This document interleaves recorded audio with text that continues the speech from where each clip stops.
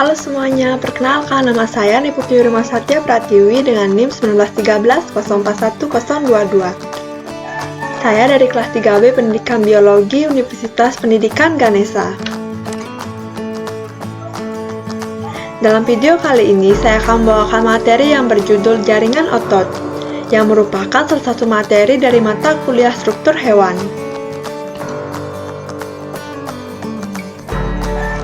Sebelumnya, tahukah teman-teman apa itu jaringan otot? Lalu, apa sih fungsinya? Nah, jaringan otot itu merupakan jaringan yang mampu melangsungkan kerja mekanik dengan jalan kontraksi dan relaksasi sel atau serabutnya, menurut Subowo 2002. Jaringan otot itu juga adalah jaringan yang tersusun oleh sel-sel otot atau serat otot dan myofibril atau serabut halus.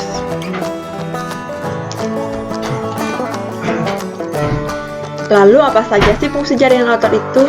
Nah, fungsi jaringan otot itu diantaranya yaitu yang pertama mampu menghasilkan pergerakan, yang kedua yaitu membentuk postur badan, dan yang ketiga yaitu menstabilkan sendi.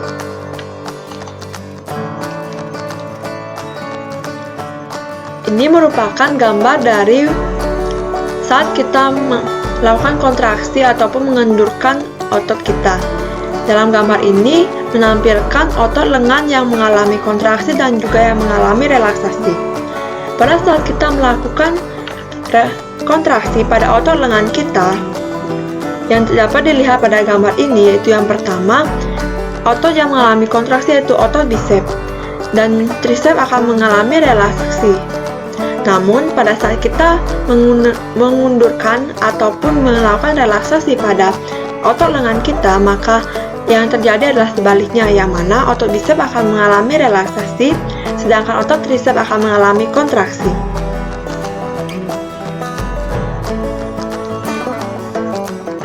Ini merupakan gambaran bagian-bagian yang berperan dalam kerja otot. Adapun yang pertama yaitu myofibril. Myofibril ini merupakan sel-sel otot yang berbentuk silindris panjang tersusun dari aktin dan miosin. Yang kedua yaitu sarkomer. Sarkomer ini merupakan unit struktural dan fungsional terkecil dari kontraksi otot pada myofibril, terdiri dari pita A, pita I, dan zona H. Yang ketiga yaitu aktin. Aktin merupakan filamen tipis penyusun myofibril. Terdapat sisi aktif dan sisi pengikatan. Yang keempat yaitu miosin. Miosin merupakan filamen tebal penyusun myofibril. Terdapat penonjolan yang disebut dengan kepala miosin. Yang kelima yaitu tropomiosin. Tropomiosin ini merupakan sebuah protein aktin pengikat yang mengatur kontraksi otot. Dan yang keenam yaitu troponin. Troponin merupakan protein kompleks yang melekat pada tropomiosin.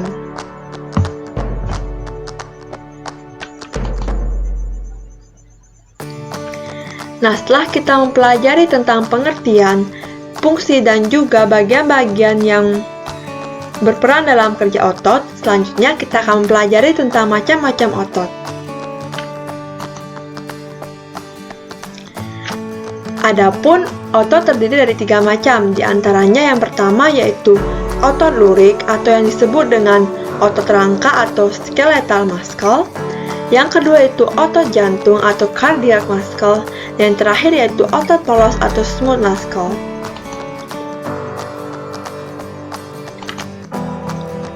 Otot rangka. Otot rangka dicirikan dengan yang pertama yaitu berbentuk sel silindris yang relatif panjang, memiliki aberranti banyak yang terletak di tepi sel, memiliki serabut myofibril berwarna gelap dan terang, kemudian bekerja di bawah kehendak atau yang disebut dengan otot volunteer, atau dipengaruhi oleh syaraf pusat atau otot sadar. Kemudian reaksi terhadap rangsang cepat, dan yang terakhir yaitu memiliki ciri mudah lelah.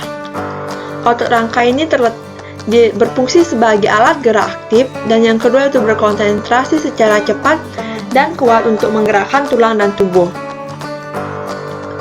Otot rangka atau otot lurik seperti namanya tentu saja melekat pada rangka atau tendon.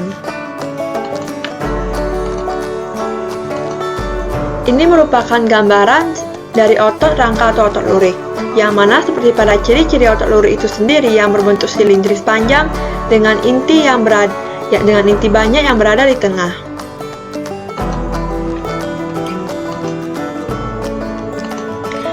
Yang kedua yaitu otot jantung.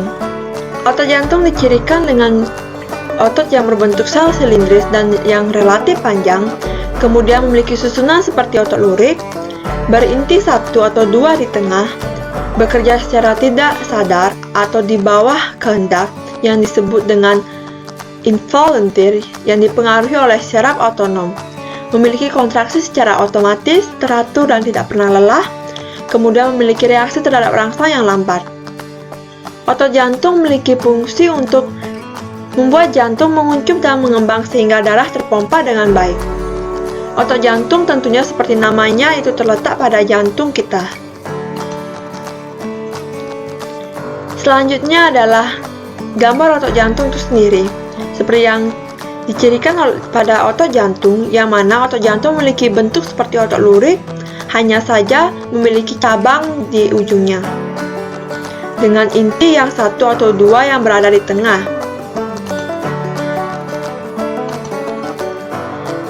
Selanjutnya adalah otot polos. Otot polos ini dicirikan dengan yang pertama yaitu berbentuk sel memanjang dengan ujung meruncing. Yang kedua yaitu berinti satu di tengah. Yang ketiga yaitu memiliki myofibril tidak berwarna, merupakan otot tak sadar atau involunteer dan yang dipengaruhi oleh syaraf otonom. Dan yang terakhir yaitu reaksi terhadap rangsang yang lambat. Otot polos memiliki fungsi diantaranya yang pertama yaitu melangsungkan gerak di luar kehendak yang dicontohkan dengan gerakan sentuh makanan pada saluran pencernaan. Dan yang kedua yaitu mengontrol diameter pembuluh darah di antara biji mata. Otot polos ini terletak pada organ dalam tubuh manusia, diantaranya seperti organ-organ pada saluran pencernaan, saluran pernapasan, pembuluh darah, dan pembuluh limfe. Ini merupakan gambaran dari otot polos, yang mana otot polos ini memiliki bentuk yang runcing memanjang, yang disebut juga dengan seperti berbentuk gelondong, memiliki inti satu yang berada di tengah.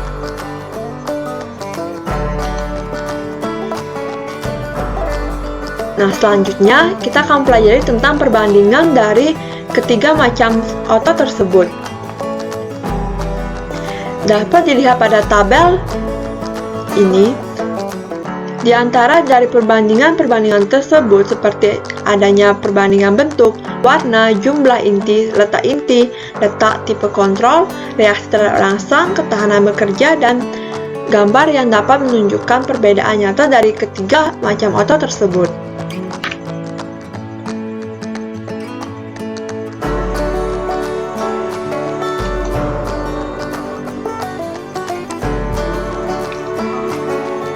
Selanjutnya kita akan pelajari tentang gangguan yang terjadi pada otot manusia.